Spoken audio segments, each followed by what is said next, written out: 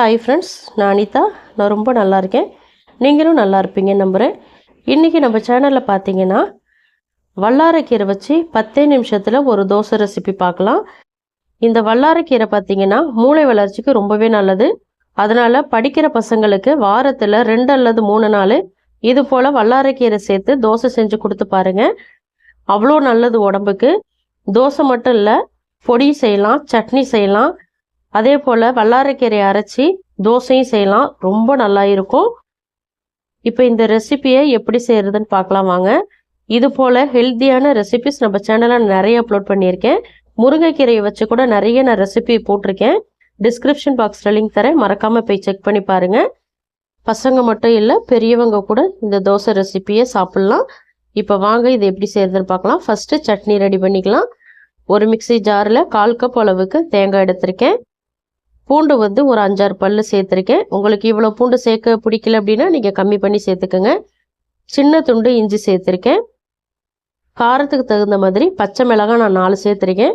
உங்களுக்கு எவ்வளவு தேவையோ அதுக்கு தகுந்த மாதிரி சேர்த்துக்கோங்க. 2 டேபிள் ஸ்பூன் பொட்டுக்கடலை சேர்த்துருக்கேன்.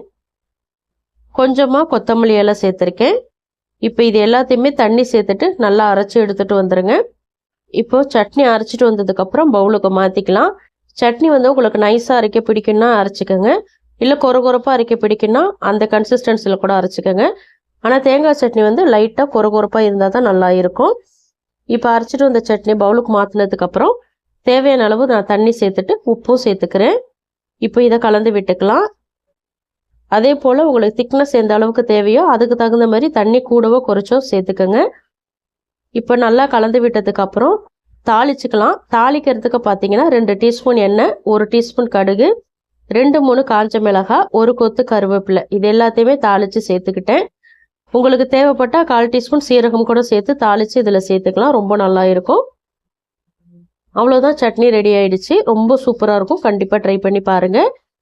இப்போ நம்ம தோசை ப்ரிப்பரேஷன் பார்த்துடலாம்.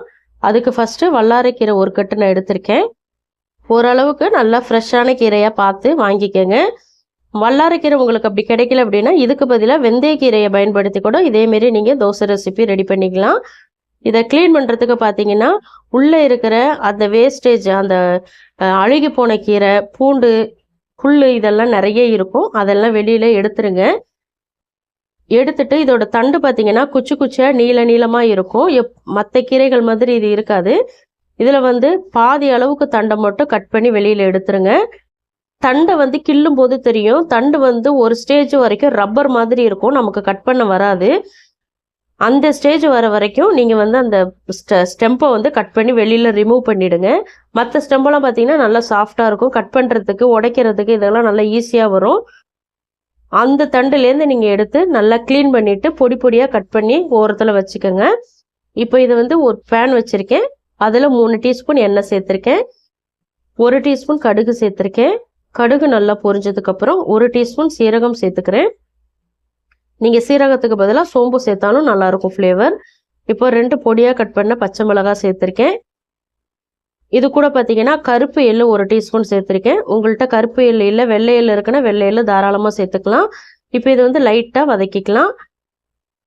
இப்போ எள்ளு நல்லா ஃப்ரை ஆனதுக்கப்புறம் நம்ம க்ளீன் பண்ணி வச்சுருக்கிற அந்த வல்லாரைக்கீரையை இதில் நான் சேர்த்துக்கிறேன்.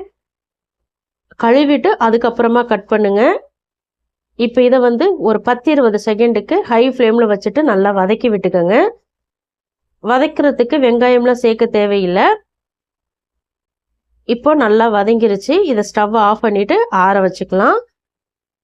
இன்னொரு மிக்சி ஜார் எடுத்திருக்கேன். இதில் 1/2 கப்பு வெள்ளை அவல் எடுத்திருக்கேன். இதை தண்ணி எதுவுமே சேர்க்காம பவுட்ரு பண்ணிட்டு வந்துடுங்க.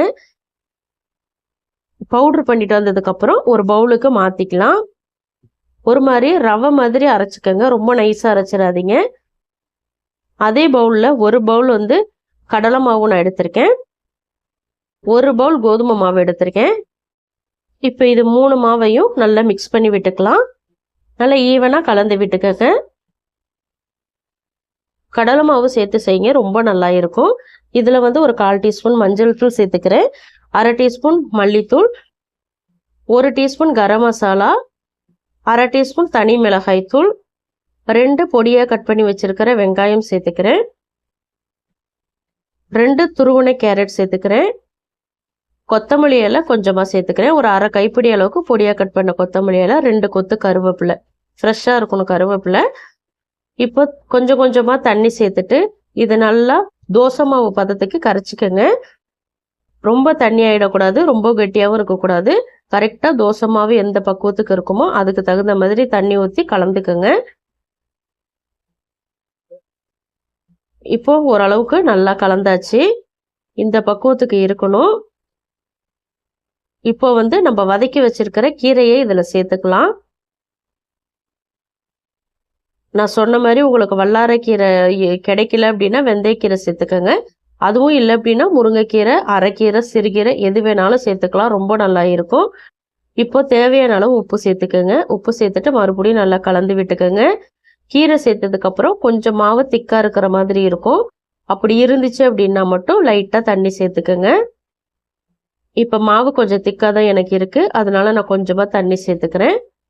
ஒரு 2 ஸ்பூன் அளவுக்கு மட்டும் சேர்த்துக்கிறேன். சேர்த்துட்டு இதை நல்லா கலந்து விட்டுக்கோங்க. டேஸ்ட்டு ரொம்ப சூப்பராக இருக்கும்.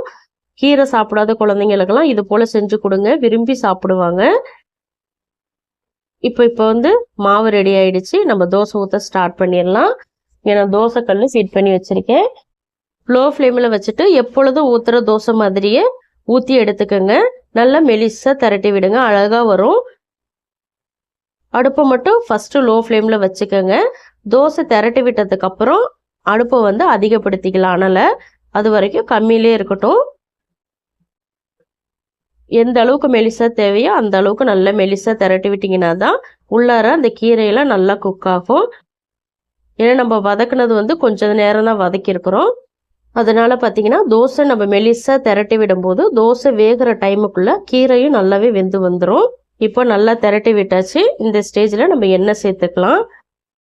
எண்ணெய் கொஞ்சம் தாராளமாக சேர்த்திங்கன்னா கீரை மாவெல்லாம் வேகிறதுக்கு கொஞ்சம் ஹெல்ப்ஃபுல்லாக இருக்கும். அதனால் கொஞ்சம் தாராளமாகவே எண்ணெய் சேர்த்துக்கோங்க. அப்படி எண்ணெய் சேர்க்க விருப்பம் இல்லைன்னா நீங்கள் அதுக்கு பதிலாக நெய் கூட சேர்த்துக்கலாம்.